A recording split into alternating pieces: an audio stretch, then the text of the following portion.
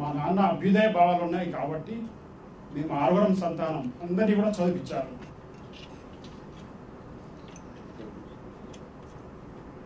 మా దురదృష్టం ఆయన 10th క్లాస్లోనే మరణించారు.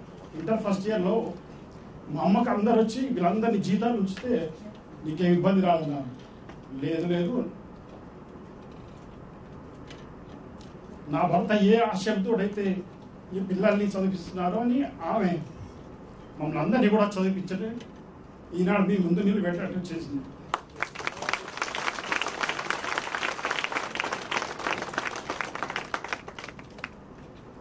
మరి ఇంకా చదువుకోవాలనే తృష్ణ ఉంది.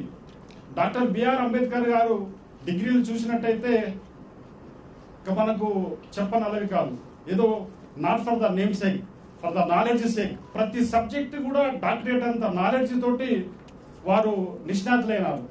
కానీ ఎప్పుడైతే నేను ఇక్కడ విజిలెన్స్ వింగ్లోకి వచ్చినానో, టైం దొరికిందో ఎల్ఎల్బి గవర్నమెంట్ పర్మిషన్ తీసుకొని కంప్లీట్ చేశాను.